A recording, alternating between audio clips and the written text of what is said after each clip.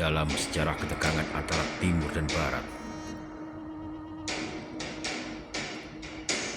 Pertempuran terhebat antara Kristen dan Islam.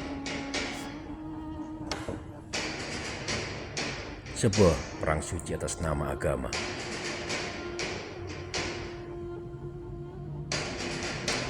Untuk pertama kalinya, sejarah tentang perang salib dari sudut pandang Arab.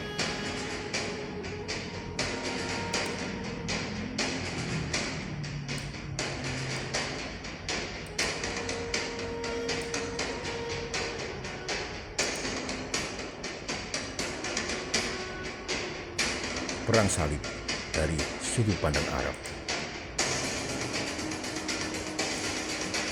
Crusader atau salib yang merupakan lambang perang suci, yang merupakan akar dari konflik selama 200 tahun yang menyalahkan pada agama. Tetapi sebenarnya karena kondisi ekonomi Eropa abad pertengahan, di sepanjang era perang salib, Eropa dilanda oleh beberapa masa kekeringan yang membuat orang-orang kehilangan kepercayaan akan segala hal. Sementara Paus berusaha bertahan pada kekuasaan yang diwarisinya terhadap rakyat Eropa.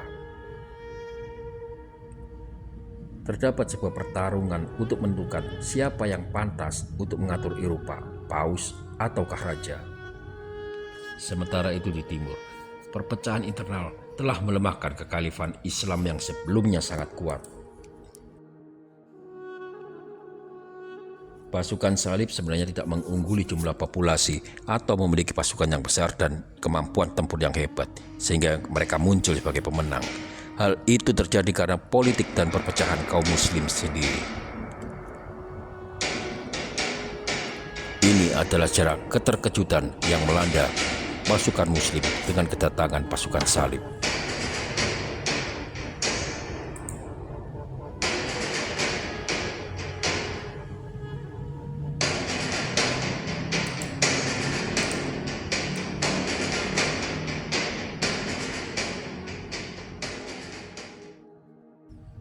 Laut Mediterania abad ke-11 era sekarang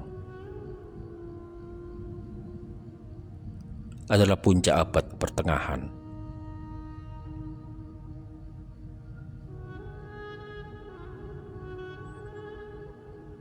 Selama berabad-abad dominasi Eropa dengan kekuatan pasukan kerajaan Romawi,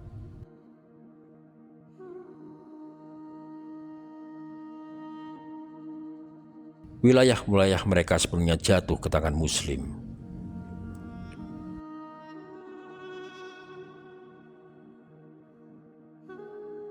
Muslimin mengelilingi Eropa dari Spanyol di barat hingga timur Laut Mediterania.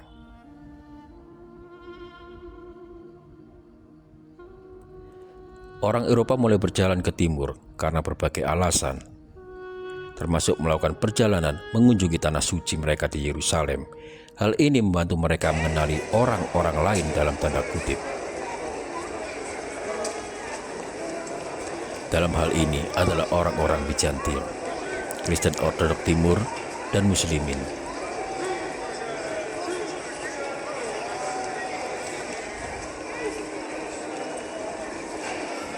Bagi orang Eropa, daerah timur adalah negeri 1001 malam, melambangkan kekayaan, pakaian indah, dayang-dayang cantik, kehidupan yang maju, lagu, dan budaya.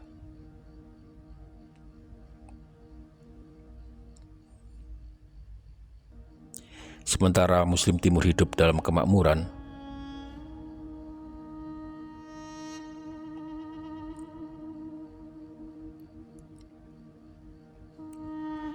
di barat, Eropa jatuh dalam kemiskinan dan konflik.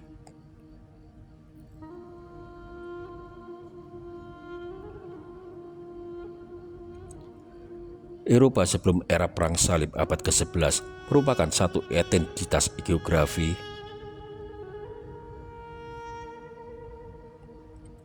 dan belum terdiri dari negara-negara berbeda.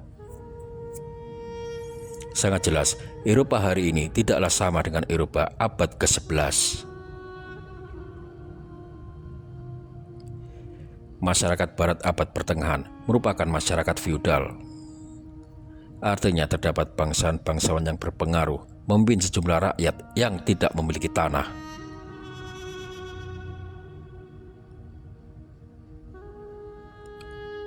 Hanya 1% masyarakat yang memiliki gelar count, duke, atau baron, yang memiliki seluruh tanah-tanah pertanian, sementara 99% penduduk Eropa lainnya disebut budak atau pengelola tanah-tanah ini.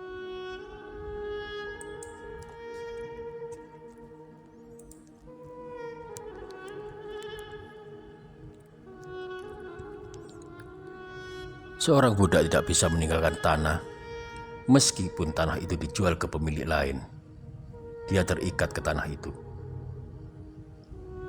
Orang-orang ini hanya memikirkan kematiannya. Kehidupan mereka sangat pendek dan bahkan sangat keras. Mereka menderita berbagai penyakit dalam hidup dengan kondisi yang memilukan.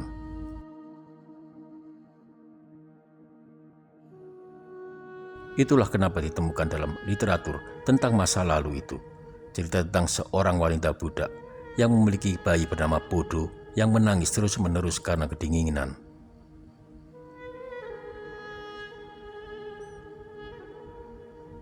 Maka wanita itu menyanyi, "Bodo bayiku, jangan menangis. Bodo bayiku, diam dan matilah." Wanita itu berharap bayinya mati agar melepaskannya dari kehidupan yang memprihatinkan ini.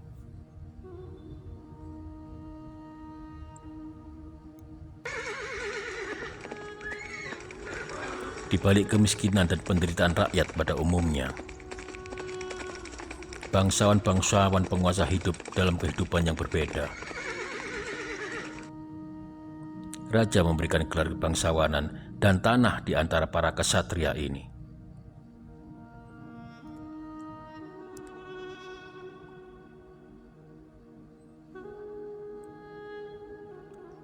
Kesatria tertua yang merupakan anak pertama dari tuan tanah ini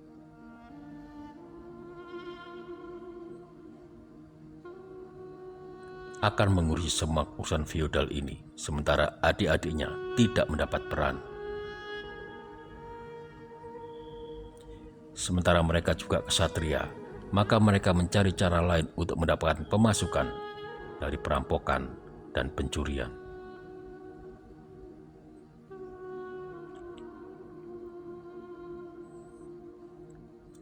Komunitas kecil feodal ini selalu berperang. Dalam masyarakat seperti ini, perang merupakan kehidupan sehari-hari. Kepausan mencoba mencarikan solusi melalui gencatan senjata yang dinamakan damai dalam Tuhan, namun gagal. Kemudian mereka menyadari bahwa mereka harus segera mengalihkan kekuasaan dan kekuatan para kesatria ini untuk berperang di luar Eropa dalam sebuah proyek yang dipimpin gereja.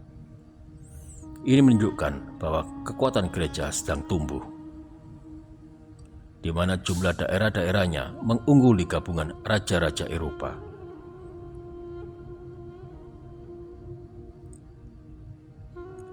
Serta jumlah pendapatan dan kekayaannya juga melebihi gabungan raja-raja Eropa.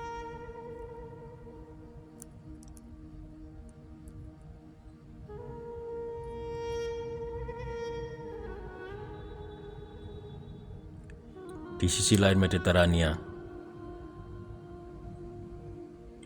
dengan kemakmuran dan kekayaan dunia Muslim,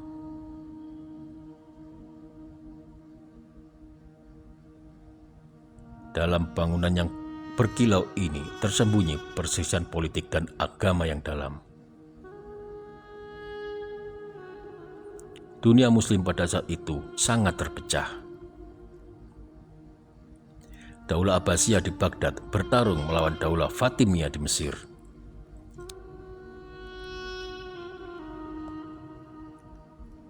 Dikarenakan yang satu Syiah dan yang satu adalah Sunni. Dari pertengahan abad ke-9, kekhalifahan Abbasiyah berangsur-angsur jatuh ke beberapa dinasti yang berbeda. Khalifah yang seharusnya menjadi pemimpin utama seluruh Islam, tak ubahnya hanya seperti boneka di tangan Perdana Menteri dan pemimpin pasukan, dan bahkan pelayan. Sebuah kudeta dirancang oleh dinasti Fatimiyah di Baghdad, ibu kotanya Kekhalifahan Abbasiyah, yang kemudian digagalkan oleh Seljuk dari Turki. Namun, seperti biasa, pasukan penyelamat menjadi sebuah pasukan pendudukan. Seljuk merupakan orang Turki dari Asia Tengah.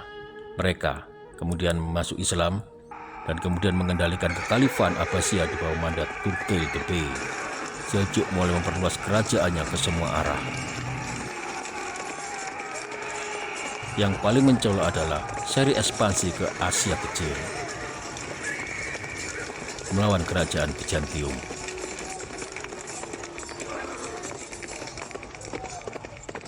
Dan setelah kemenangan dalam persetujuan Manjikat pada 1071, Seljuk perlahan bergerak mendekati Konstantinopel, ibu kota terbesar kerajaan Bizantium. Turki Seljuk mendapat Kaisar Romaeus Diogenes keempat sebagai tawanan. Penggantinya meminta bantuan kepada Eropa Barat.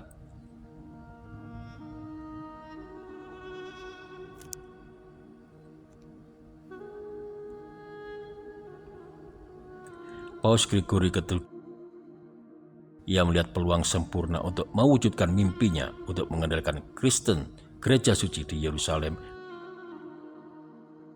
dan mengumpulkan sebuah kekuatan militer di bawah komando kepausan dalam sebuah misi yang dinamakan Rencana Tuhan. Paus Gregory mempunyai ide untuk sebuah perang suci. Itu adalah idenya tentang misi ke timur untuk menguasai kembali makam Yesus Al-Masih dari tangan Muslim, yang ia percaya telah diambil oleh Muslim secara paksa.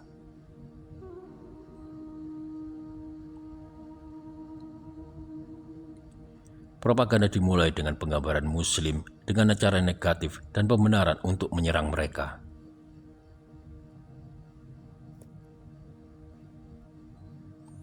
Kristen Barat pada waktu itu tidak melihat Islam sebagai agama yang berbeda.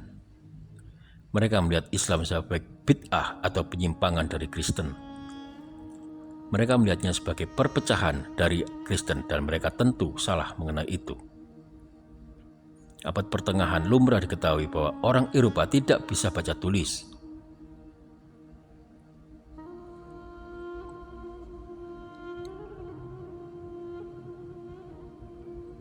Bayangkan, masyarakat ini dikunjungi setahun sekali saat Natal oleh pendeta, dan pendetanya sendiri tidak bisa baca tulis. Bayangkan sifat fanatik seperti apa yang bisa muncul dalam masyarakat seperti itu. Lagi pula, keadaan tidak sesuai yang direncanakan oleh Paus.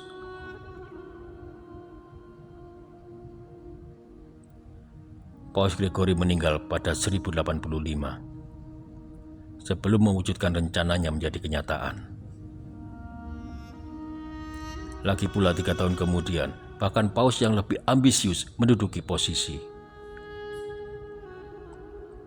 Urban II. Ia merupakan salah satu paus paling berbahaya di abad pertengahan. Ia merupakan orang yang sangat fanatik dan sangat keras dalam menyampaikan paham Katolik, serta dalam memiliterisasi kekristenan. Urban II sangat sensitif terhadap penderitaan Kristen Timur, yang merupakan propaganda yang dibesar-besarkan oleh Kekaisaran Bizantium. Maka ia menganggap dirinya sebagai penguasa kekristenan dan merasa berhak atas wilayah ini. November 1095 di Clermont, Prancis, Paus Urban memimpin pertemuan Dewan Katolik.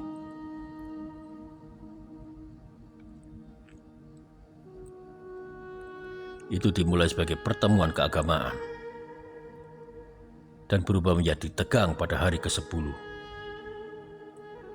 Pada hari itu, Paus berpidato. Pidato yang menjadi awal 2 abad pertumpahan darah. Perang salib.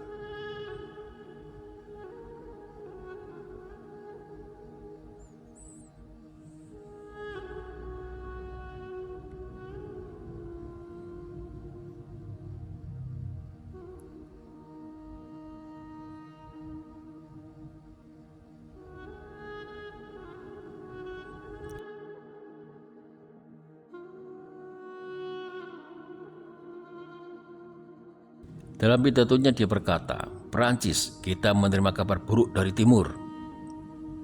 Perihal ras terkutuk yang telah merubah gereja Orient menjadi kandang kuda dan telah membantai Kristen Timur, darah yang tumpah di timur memanggilmu." Ia berkata bahwa kuburan Yesus Kristus telah jatuh ke tangan orang kafir dan pagan, dan mereka diharuskan untuk ambil bagian dalam misi merebut kembali gereja suci. Ia tidak pernah menggunakan kata-kata muslim. Ia menggunakan kata-kata seperti Saracen, kafir, tidak beriman, dan pagan. Ia tak pernah menggunakan kata-kata muslim, bahkan kata-kata perang salib. Dia berkata tentang perang suci.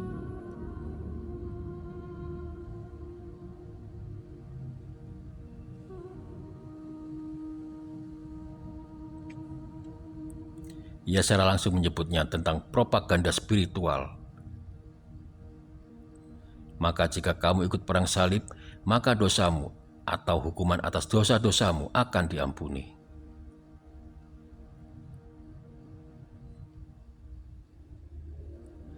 Faktor-faktor agama sangatlah penting bagi orang-orang, khususnya bagi yang miskin.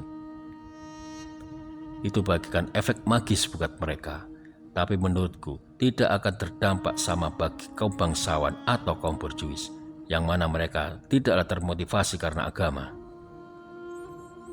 Urban menawarkan semacam hadiah untuk iming-iming agar orang tertarik untuk pergi. Hadiahnya adalah tanah Palestina yang kaya akan madu dan susu, sebagaimana disebutkan dalam Bible.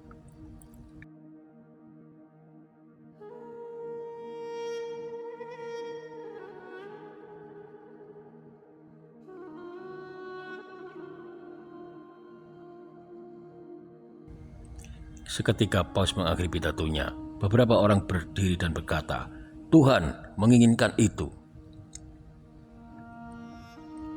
Mereka memotong pita merah dan menempelkannya di dada untuk membuat tanda salib. Begitulah persiapan awal dari misi itu. Paus Urban merancang jadwal untuk misi pertama. Dengan dekatnya musim dingin, ia menyatakan misi ini harus telah siap musim panas mendatang, tahun 1096.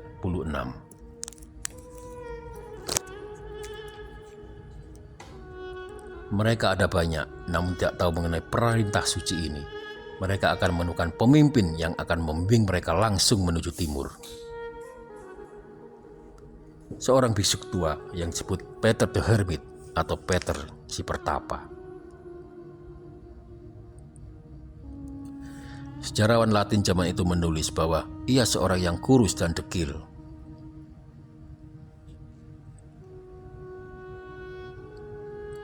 Ia cakap dalam berbicara dan mahir dalam pidato. Mereka terkejut dengan kemiripannya dengan keledainya. Dikatakan ia mengenakan pakaian kasar, baju wol, dan bertelanjang kaki. Orang-orang mengira ini adalah kesederhanaan kerasulan, dan itu menjadi inspirasi mereka.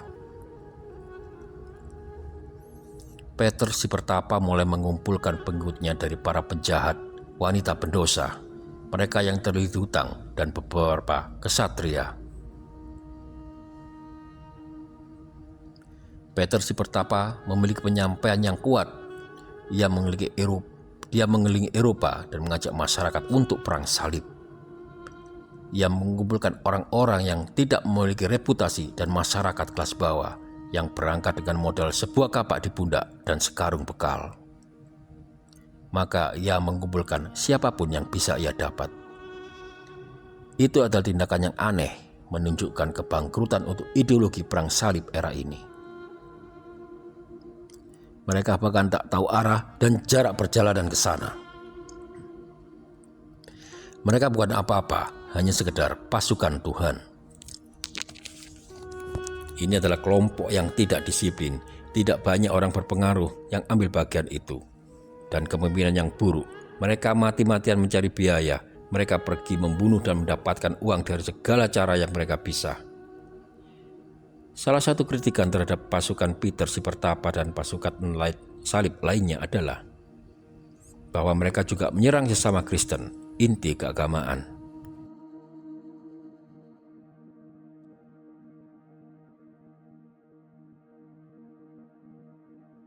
Di jalan, mereka mengambil apapun yang memungkinkan mereka untuk bertahan.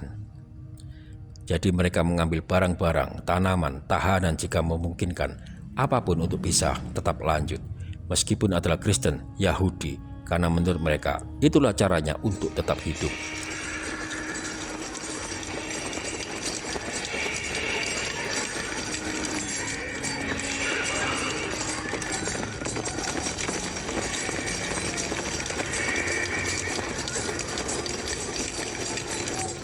Rumah-rumah yang terbakar dan gereja-gereja yang hancur adalah bukti bahwa pasukan Tuhan ini pernah ke sana. Setelah 4 bulan perjalanan yang melelahkan sepanjang Eropa, pasukan salib rakyat mencapai kota Bizantium, Konstantinopel, titik penyeberangan ke Asia dan Tanah Suci.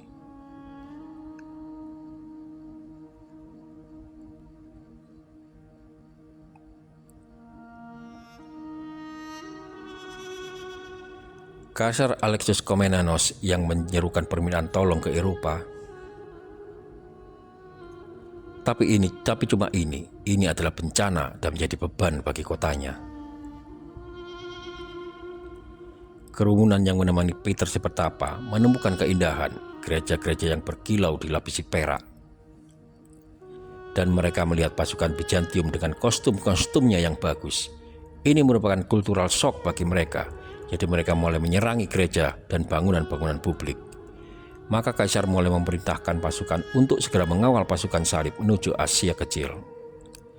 Pasukan salib menyeberangi Selat Bosporus, dan sekarang mereka berjalan di wilayah yang dikendalikan pasukan Muslim Seljuk.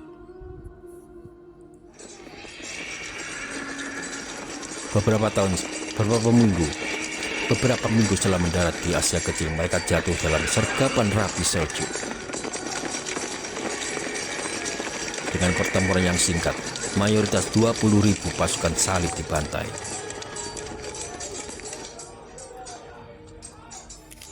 Mereka sangat putus asa dan tidak organisir, namun sangat percaya akan pergi ke surga. Apabila mereka bisa mencapai Yerusalem dan membebaskannya dari tangan Muslim. Sementara pasukan salib rakyat menemukan akhir yang tragis di Asia Kecil. Gelombang lain dari pasukan suci terbentuk. Bangsawan-bangsawan Eropa terkumpul lebih kuat, besar, dan lebih terorganisir. Sebuah pasukan yang akan tercatat dalam sejarah sebagai Perang Salib I.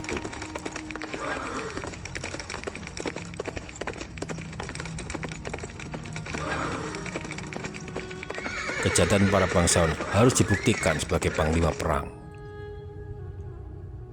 Dan mereka melihat perang salib sebagai jalan untuk mengukir sebuah kerajaan sendiri di timur. Dan bisa jadi untuk menemukan kejayaan di medan perang.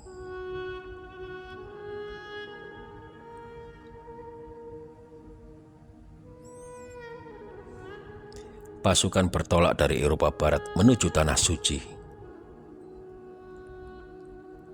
Ada yang berangkat untuk bertahankan reputasi, sementara yang lain untuk memperoleh tanah baru dan membangun kerajaan.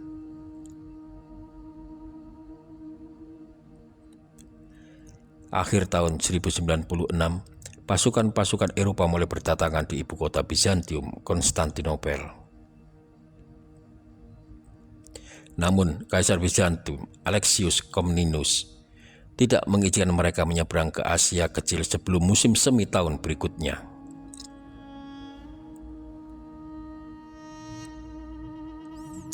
Mereka tidak akan bisa pergi tanpa bantuan kerajaan Bizantium.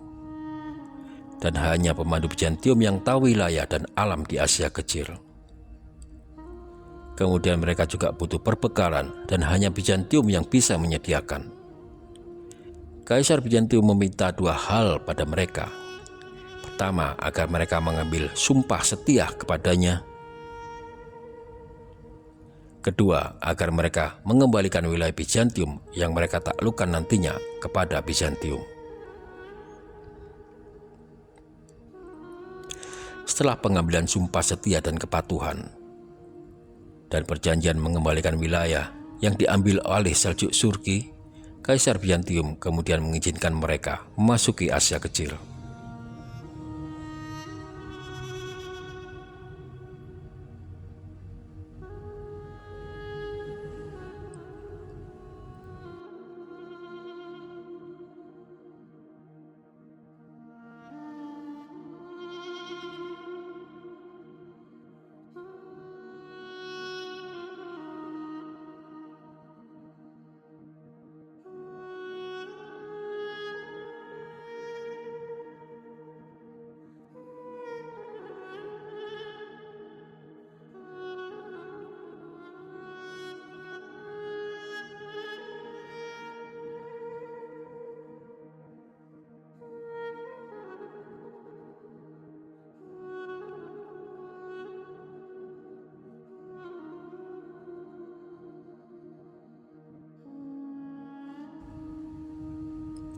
Setelah menyeberangi Selat Bosporus, pasukan salib bergerak menuju ibu kota Seljuk di Asia Minor, kota Nisea.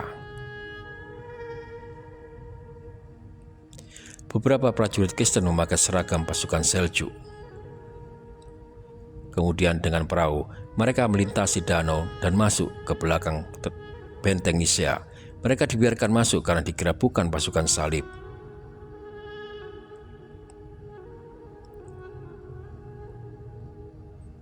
Bahkan Sultan Seljuk tidak berada di sana waktu itu. Komandan militer Seljuk mendapatkan kejutan, dan pasukan salib menguasai kota. Ini adalah kesuksesan pertama mereka.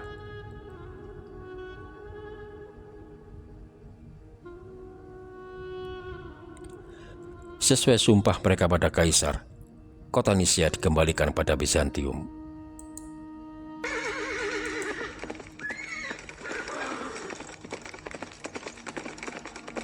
Sementara pasukan salib melanjutkan perjalanan sukses mereka ke Asia Minor. Tugas mereka untuk mengambil alih Yerusalem diabaikan. Baldwin memutuskan untuk meninggalkan pasukan yang sedang bergerak ke selatan untuk memenuhi undangan dari penguasa Kristen Armenia dan bergerak ke timur, ke Edessa.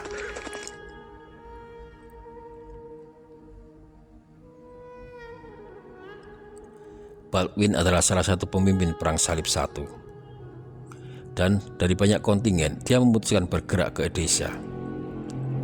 Ini merupakan tempat strategis yang sangat penting, dan ia merupakan beberapa dari pemimpin pasukan salib yang ingin memiliki tanah sendiri di sana. Dia mencari cara untuk membentuk sebuah wilayah yang akan ia garap sendiri.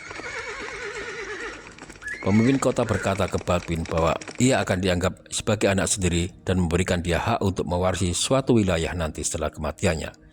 Baldwin sedang terburu-buru untuk mendapatkan kekuasaan dan tidak mau menunggu. Kemudian sebuah revolusi bergejolak dalam kota dan Baldwin bergabung dalam pemberontak. Kemudian penguasa itu terbunuh dan Baldwin mengambil alih. Ini merupakan wilayah pertama pasukan salib yang bisa ditemukan ke timur.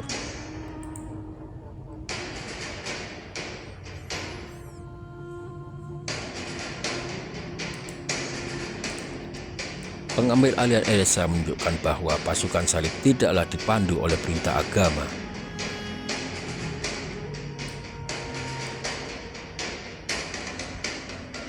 Pasukan salib datang sebagai sambilan membebaskan gereja suci dari kafir. Sedangkan Edessa bukanlah searah menuju Yerusalem. Tidak ada makam musik Yesus pun di situ, dan bukan pula tempat ziarah agama. Mereka ingin menanam akar dulu di suatu tempat sebelum membuat basis kekuatan. Pembenaran lain adalah untuk membangun daerah penyangga terhadap Turki. Membangun sistem kerajaan dengan rangkaian benteng dan kekuasaan feodal. Itu satu-satunya sistem yang mereka kenal di barat. Sebuah markas disiapkan untuk perang melawan Islam. Dalam hal ini, mereka harus membentuk sebuah teritori yang dikuasai dari Kristen Latin.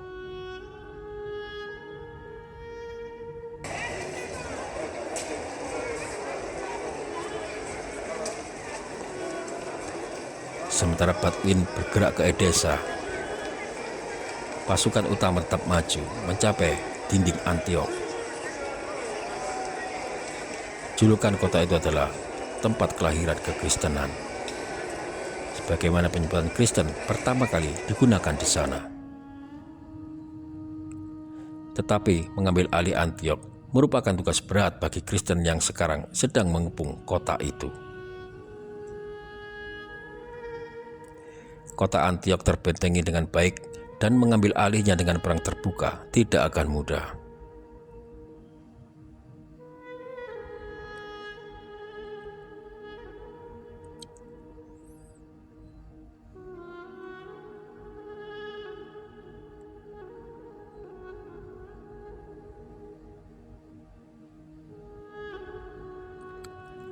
Ketika berita tentang pasukan salib yang bergerak maju sampai kepada Gubernur Seljuk, Yagician, ia mempersiapkan skenario untuk pengepungan panjang.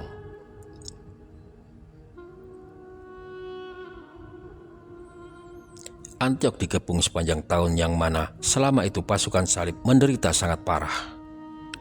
Dari sumber pasukan salib sendiri disebutkan bahwa mereka bahkan makan daun-daun dari pohon. Mereka menyebut hal ini untuk menunjukkan pasukan salib telah melakukan kepahlawanan. Kota itu bertahan teguh selama beberapa bulan sampai akhirnya terjadi pengkhianatan.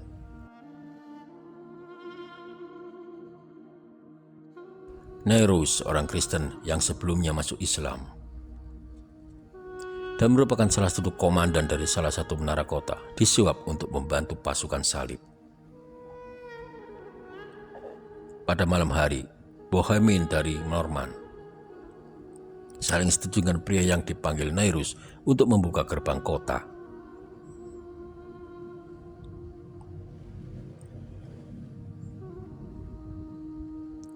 Bohemin menaiki tangga tali yang diturunkan Nerus dari menara yang ia jaga.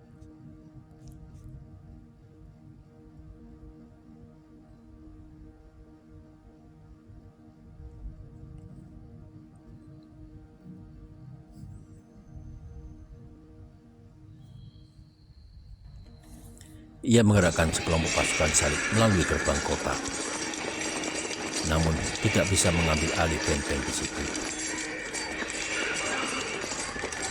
Setiap kota besar di abad pertengahan memiliki benteng di tengah-tengahnya sebagai simbol dan sekaligus tempat tinggal penguasa.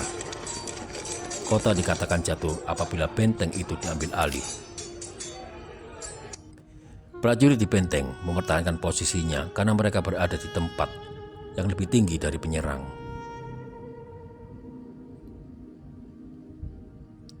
Serta memiliki senjata juga untuk mempertahankan diri. Mereka juga memiliki merpati jinak untuk mengirim pesan minta bantuan.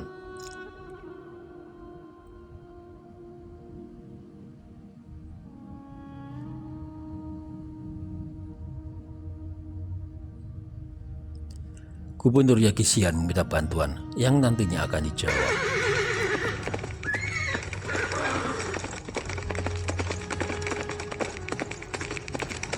Karboga, penguasa Mosul di Irak, menggerakkan pasukannya ke barat, melakukan pengepungan di Antiok yang sekarang dikuasai Kristen. Pengepungan itu berlangsung sukses hingga pasukan salib mengalami kelaparan di Antiok.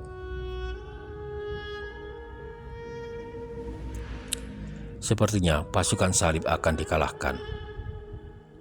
Mereka telah melangsungkan beberapa tahun untuk tiba di tempat ini. Semua upaya, semua nyawa yang telah hilang, ini sudah dekat dengan kekalahan dan perlu keajaiban bagi mereka untuk bertahan. Dan itulah yang mereka dapatkan.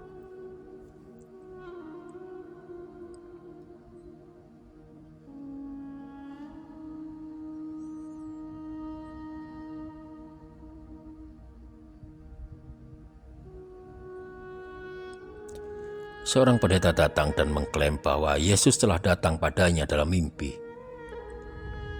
dan memberitahunya bahwa tombak suci yang digunakan untuk menunjuk jasad Yesus berada di suatu lokasi. Mereka menggali dan akhirnya menemukan tombak itu. Inilah suatu yang menginspirasi pasukan ini. Tuhan telah memberikan tanda, jika mereka gigih, mereka akan berhasil.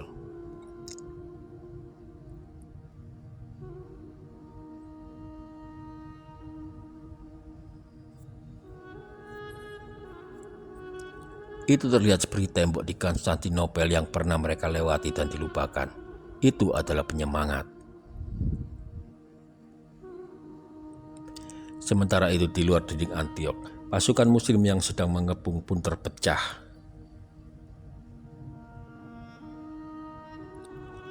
Beberapa komandan tidak menyukai keegoisan Korboga dan memutuskan untuk menarik pasukannya, dan peluang ini dilihat oleh pasukan salib.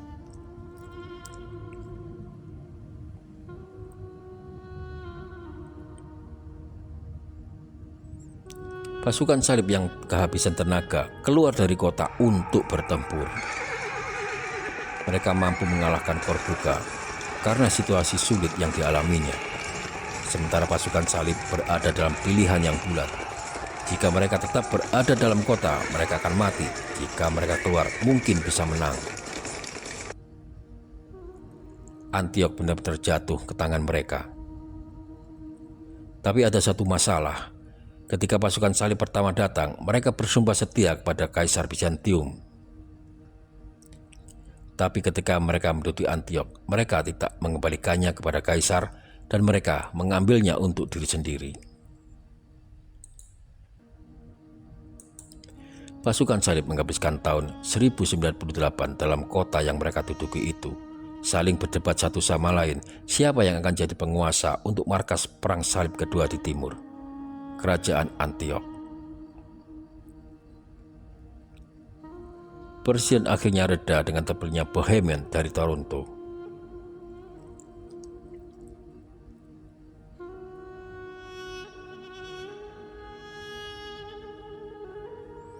Sisa pasukan menuju selatan, tujuan utamanya Yerusalem.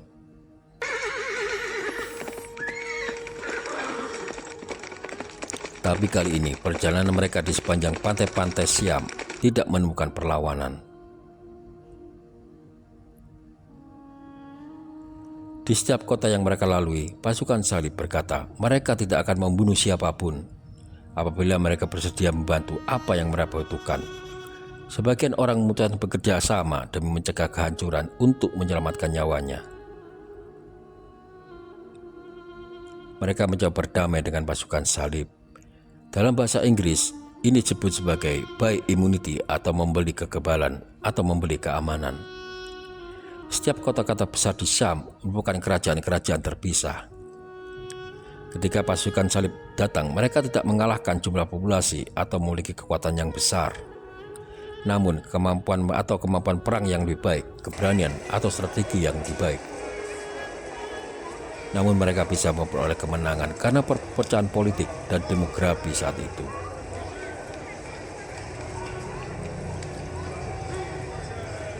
Juni 1099, setelah 3 tahun perjalanan panjang, pertempuran berdarah-darah, penderitaan, dan kelaparan, pasukan salib akhirnya sampai di Yerusalem.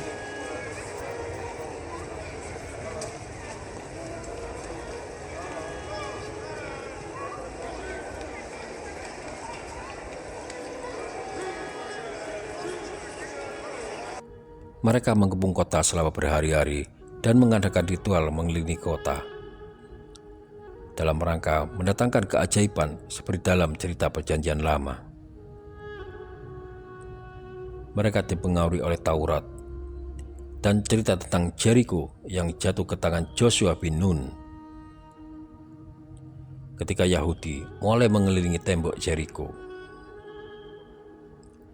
dan memainkan trompet mereka dan berdoa-doa, sehingga datanglah pertolongan ilahi dan membuat tembok-tembok itu runtuh dan memungkinkan mereka untuk masuki kota. Pasukan salib percaya ini bisa terjadi lagi untuk merobohkan dinding-dinding Yerusalem. Namun bergerak atas nama agama gagal meruntuhkan tembok-tembok. Maka pasukan salib kembali lagi dalam metode biasa, perang. Selama 5 minggu mereka mengepung kota suci.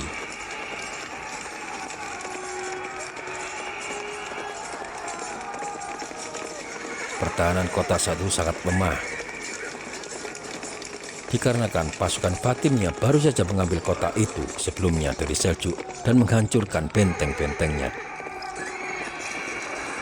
Pengepungan berlangsung intensif sementara perlawanan pasukan Fatimiyah melemah. Penduduk kota tidak bisa bertahan lagi. Pasukan salib sukses memasuki Yerusalem.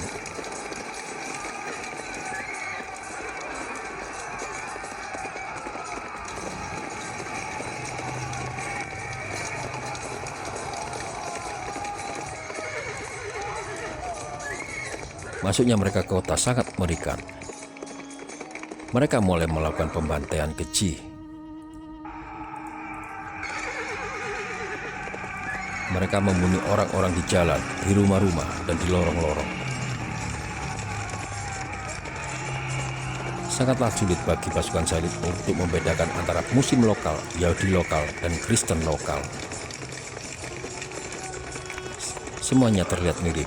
Semuanya terlihat seperti orang Arab. Sumber Arab menyebutkan sekitar 100.000 orang yang dibantai. Dan pembantaian berlangsung selama 10 hari. Muncul sebuah bentuk kesadisan yang belum pernah ada sebelumnya. Sejarawan yang mencatat tentang kesadisan pasukan salib bukanlah orang Arab, melainkan orang Eropa. Tengkorak-tengkorak orang mati begitu sebanyaknya jika dikumpulkan semua, sehingga tumpukannya bisa melebihi dinding Yerusalem. Kuda berenang di sungai darah. Sejarawan pasukan salib yang merupakan seorang pendeta menulis bahwa mereka telah memenuhi sumpah perang salib ketika mereka berdiri dengan genangan darah Muslim setinggi lutut.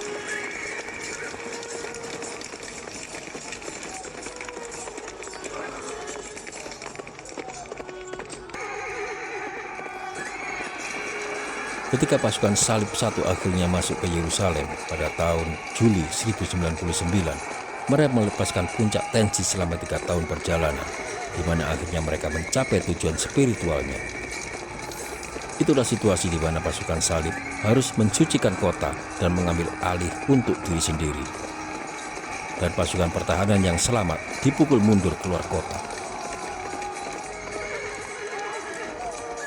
Tempat-tempat suci Islam dinodai, Kubah As-Sakra dan Masjid Al-Aqsa dinodai dan dihancurkan. Masjid Al-Aqsa diubah menjadi kandang kuda. Gereja makam suci mulai menampung jamaah berdasarkan tata cara kebaktian Katolik, bukan Ortodok. Ketika mereka telah memastikan bahwa sebagian besar warga kota telah dibunuh, mereka pergi dengan tangan masih berlumur darah dan berkeringat di genting,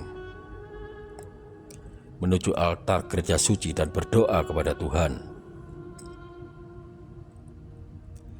Keberhasilan pasukan salib satu menaklukkan Yerusalem merupakan poin penting. Tidak hanya karena hal tersebut merupakan mimpi Eropa, tetapi juga hukuman terhadap Muslim dan Arab atas perkelahian dan perpecahan mereka.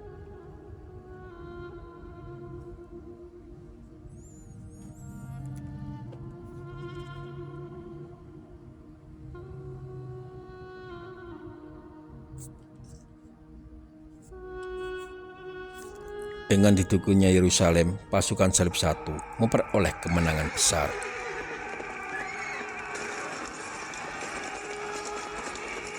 Namun kebersihan awal ini tidak akan bertahan